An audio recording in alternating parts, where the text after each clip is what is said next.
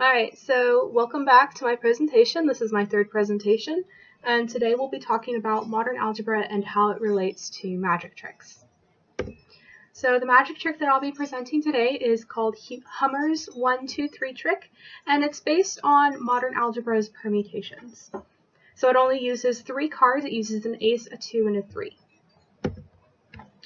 So here's the description of the trick. After picking up a card and turning all the cards over, you're going to cut the deck multiple times. So once again, you'll be laying out the cards face down, and then you'll ask the victim to pick which card they think is theirs, the one they chose in the beginning. They're going to turn over that card, and you'll be able to say whether or not it's their card. And if it's not their card, you'll be able to point out which card is actually theirs. And this is all going to be based on using permutations in modern algebra. So here's the trick step by step. You're going to lay out the cards left to right. It has to be ace, then 2, and then 3. So you're going to turn your back on the cards, and you're going to have the victim choose a card mentally. After they've chosen their card, you're going to have them turn that card over. So with your back still to the cards, you're going to ask the victim to switch the position of the cards that are still face up. So that could be the 2 or the 3, the ace or the 2. They're going to switch the positions but not touch the card that they turned face down. Once they've done this, they're going to turn all the cards face down without moving any of the positions. Once the cards are all face down, you can turn around and face the cards again. So now you're going to pick up the cards in a specific order. You're going to go right to left with the right card on top, the middle card in the middle, and the left card on bottom. And make sure that they continue to face down. So now you're going to cut the cards in a series of 1 or 2 cuts. So you're either going to take 1 or 2 cards from the top and simply move them to the bottom. Now you want to do this a certain number of times. The certain number of times refers not to how many times you cut the deck, but how many cards you cut. So either you're cutting 1 or 2 cards, you add that number until you get to 10, 13, or 16 cutted cards, and then you stop. So after you've cut the deck, you're going to lay out the cards again in a certain specific order. The top card is going to go in the middle, the next card is going to go on the right, and the last card is going to go on the left. So you're going to make sure they're all still, again, facing down. You don't want you or the victim to know which order they are in. And you're going to make note that they have new positions. Now this position does not refer to the value of the card, but it refers to the order of the card. The cards are going to be in positions 3, 2, and then 1, 3 being on the left, and then 1 being on the right side. So at this point, you're going to have the victim try and guess which card is theirs. You simply have them point at a card, you flip it over, and they don't tell you if it's theirs or not. You're going to tell them. So here's where the magic comes in. So should the card turned over have the same value on the card as it does in the position it has, and again the positions are 3, 2, 1 from left to right, if it has the same value as its position, then it's going to be the right card. And at this point, you tell the victim, that they indeed have chosen their card, they did choose their correct card, and that you knew it was their correct card. However, if they guess a card and it is not matching the value of the card to the position it's in, again the position is 3, 2, 1 left to right, if the value of the card does not match its position, then that is not their card. Their actual card in that case is going to be in position 3, the one on the left.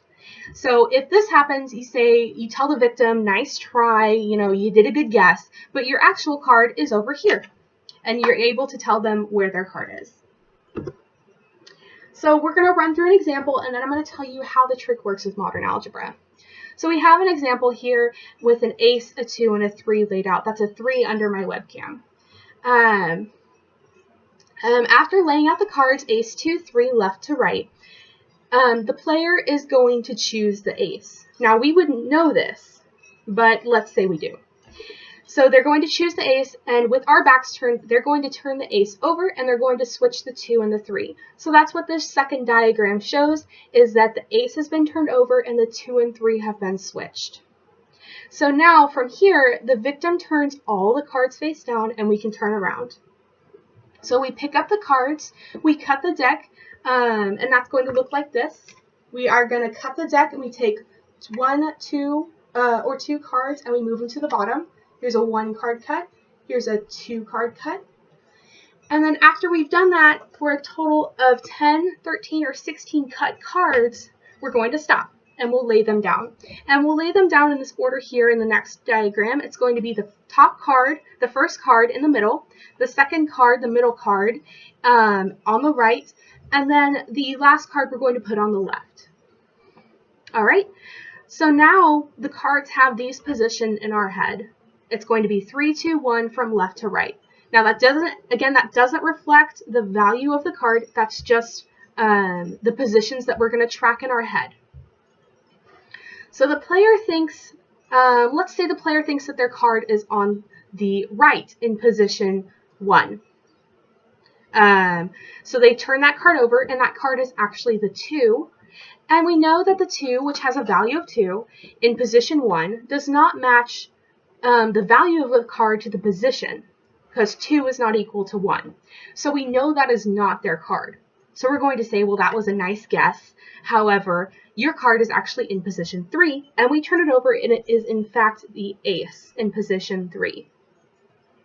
Now let's say that they had chosen position 2, and the 2 had been there. Well, we know that the 2, which has a value of 2, matches the value of the position 2. So if they had chosen position 2 and turned it over and there was a 2 there, that would have been their card because the position and the value of the card matched. So now we're going to break down how this trick works with modern algebra. So the trick is actually a series of permutations. You have the basic group of 1, 2, 3. When you lay out the cards, it's ace, 2, and 3, ace having the value of 1. And when the victim switches the position of 2 cards, it's called a permutation. We don't know what the permutation is. It could be the 1 and 2 are switched, the 3 and the 2 are switched, the ace and the 3 are switched. We don't know, so we're going to call it the unknown permutation T. So when we pick up the cards left to right, or right to left, I'm sorry. When we pick up the cards right to left, this is another permutation, and it's going to be the permutation 1, 3. And then after we cut the cards, it's going to be 1 or 2 mod 3, which creates the permutation of 1, 3, and 2. After that, we lay down the cards in a specific order, and that's going to be, again, the middle, the right, and the left order, and that creates another permutation of 1, 2. Now, when you combine all of these permutations, 1, 2, 1, 3, 2, 1, 3, and the unknown permutation T, it all evens out to the unknown permutation of T. This means that you know that if the cards are in the wrong order, then the chosen card is in position 3. However, if the cards are in the right spot when you uncover them, then that is in fact the true card. So that's just a little trick using modern algebra and permutations. Alright, so now we're going to work with the demonstration. The first step again was to lay out the cards in ace, 2, 3. You'll have to bear with me, I'm working with my right, so my right is going to be your left. Alright, so Jackson, I'm going to turn my back to the cards. And again, Jackson is my audience. He's my little brother. He's doing a great job. Jackson, go ahead while my back is turned, pick a card, and turn it over. Alright. And then go ahead and switch the positions of the remaining 2 cards.